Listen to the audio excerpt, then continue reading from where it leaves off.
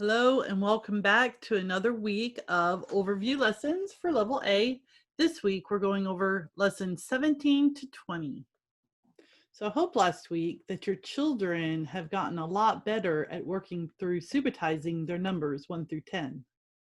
This week we're going to focus still on that, but we're also going to work with numbers 1 through 10 in various ways.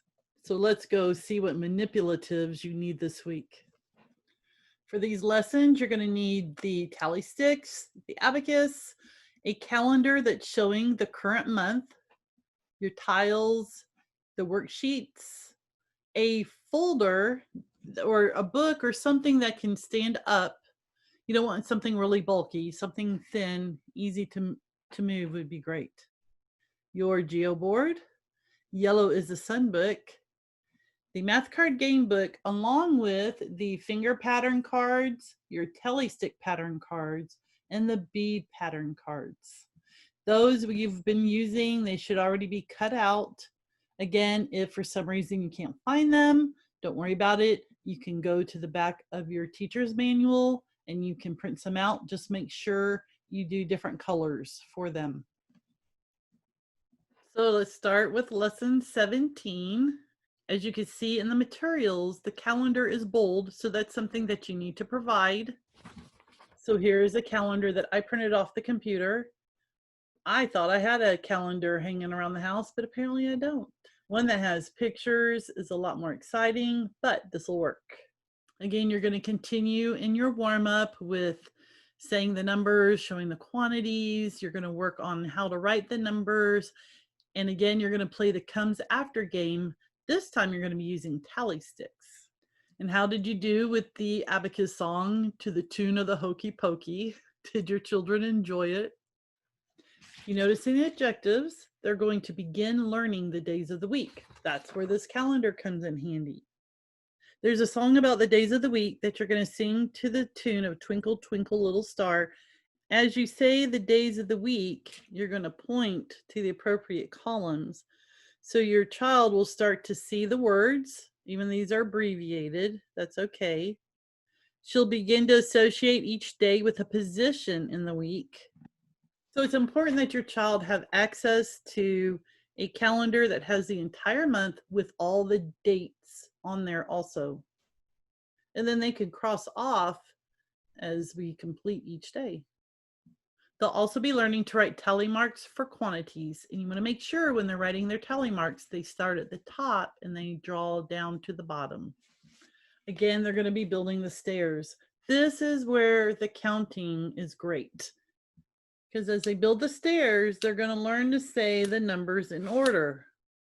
But as they're saying the numbers in order, they're going to see the actual quantity. So it's not just some random number. They see 1, they see 2, they see 3. So as they're saying 3, they're going to see 3. They say 4, they're going to see 4 all the way down. And then you're going to ask them, can you show me 5? Can you show me 8? Can you find the 1? For those of you who have children that are still struggling a little bit maybe with their subitizing and quantities, I hope you see how we're continually working on this. So there's not anything to stress out at this point. Some children will have this down, no big deal. You may not even need to review with them. But other children, you're going to have to review. Just be patient, enjoy, make it fun. It's okay. So lesson 18 is about making geometric figures, but there are also some games you'll be playing. This is where you're going to need your freestanding folder. I have one of these, just a little file folder, but it works. It sits up just like that. On the left side, there is a portion that says guess my number. You'll have some tally sticks like this. You'll put the folder in front. You're going to show another tally stick, move it behind the folder, and then you ask your child what number will be next. If they know there was 4 and now there's 1 more, they should see that there is 5. You could do it again so they see there's 5. You put the folder in front.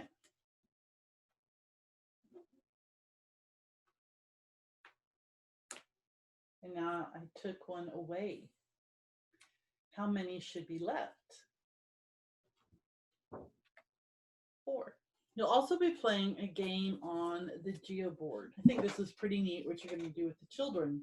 So you start off, or you can let your child start off. Well, why don't you start off for the first time? And you're going to put a rubber band on here wherever you want. Then your child is going to come in and they have to add one rubber band.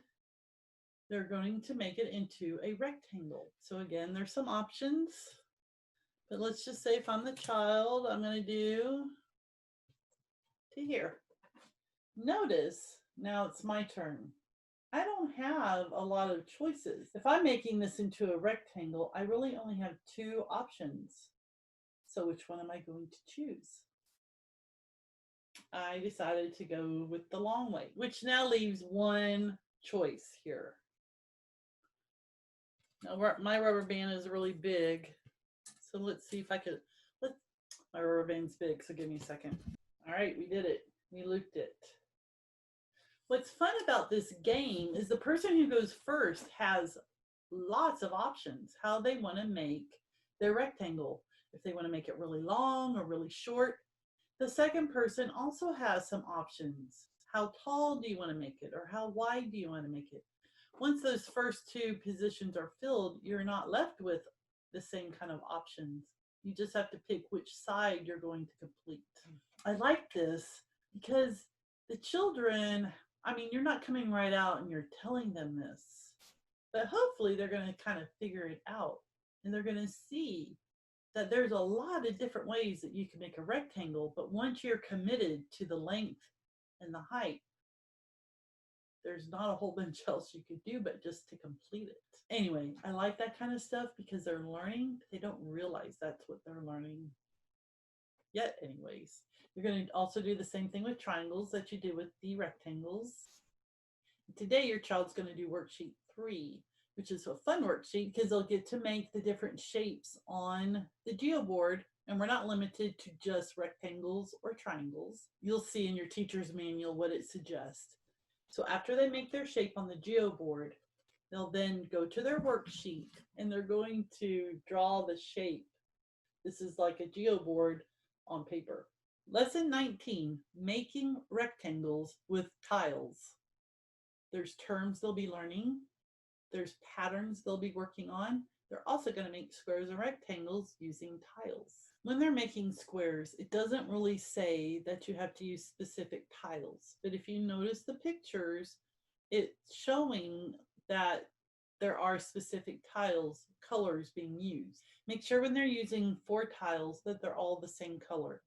And then when they build on, use a totally different color. It may not matter a lot, but I find that it's easier to see the pattern when you keep the colors separated like that. And you can see in the teacher's manual what I'm talking about. Last lesson for the week, lesson 20. They'll be writing numbers 1 and 7 and also combining tally sticks. Using the yellow is the sun book for this lesson. And you'll open up. Yellow is the sun. This is only 1, and they're going to see how they write the number 1. You start at the top, you go down. They're going to do this on a flat surface. They're not using pencil or paper yet. They're just getting comfortable making the motions with their fingers. You can make it fun if you have sand, you want them to draw on sand, you want to put some shaving cream on the table, let them write in shaving cream or Cool Whip or whatever you want to use, or nothing. It's totally fine. Make sure you read the explanation that's next to the section about writing 7 before your child writes the number 7. On the second page, it's about combining tally sticks. Technically, what they're going to be doing is adding, but we're not talking about adding. We're just going to combine. So if they have 2 tally sticks and they combine 2 more tally sticks, how many tally sticks do they have altogether? So I'm going to give you an example on how to combine the tally sticks. This is where a felt board would come in very handy. So I may have to look into doing that.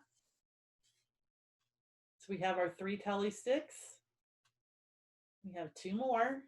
Now we're going to combine.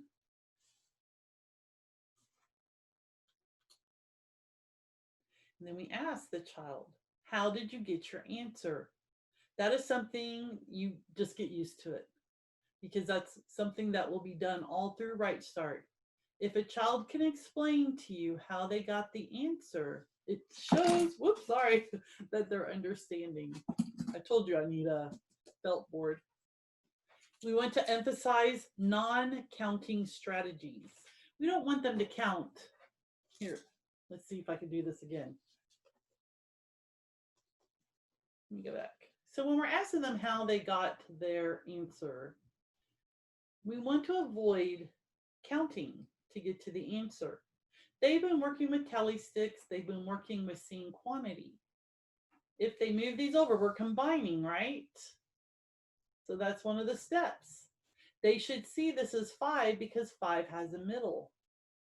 They could leave it like this, but they've also been learning for 5 to put that 5th one across. So if you have a child who said they got the answer by counting, go back and deconstruct it, take it apart, and then let's walk through the steps. So we have 3. We're going to combine 2 more. How many do we have? And then ask if they had to count to see the answer. Hopefully they didn't, because they've been working with this for a while. And then, just because this is the way we've been working with it, we put that 5th one across. I just thought about, again, at the front of the book where it talks about general thoughts on teaching math. If you look at number 14, it says putting thoughts into words helps the learning process. You're going to see that a lot in Right Start. You're going to see where you have to ask your child, how did you get your answer? Putting their thoughts into words helps with the learning process. And when you can explain something to someone, that shows that you really understand what you're doing. If you have a child who finds combining the tally sticks a little bit challenging, just encourage them. You might want to take a break, come back and try it again later. They do have a worksheet that they will be working on, which will also reinforce combining tally sticks. The game will also give more practice writing tally sticks and combining them. It's N18 in the game book. When you open it up, there's a little bit of it on one page. Make sure you turn it over to the other side to get the rest of the instructions. This game calls for 2 sets of either finger cards, tally stick cards, or bead cards. Now, depending on your child, if you have a child and this is still something that is really new to them, be gentle with them. Then you're going to only pick one of those sets of cards. If you have a child who needs it to be a little bit more challenging, you can use 1 set of the finger cards and 1 set of the bead cards, or you could use 1 set of the finger cards and 1 set of the tally cards, or you can use 1 of the tally cards and 1 of the bead cards.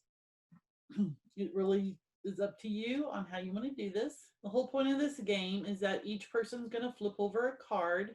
They're going to say the number on the card, and whoever has the highest number is going to write the tally mark.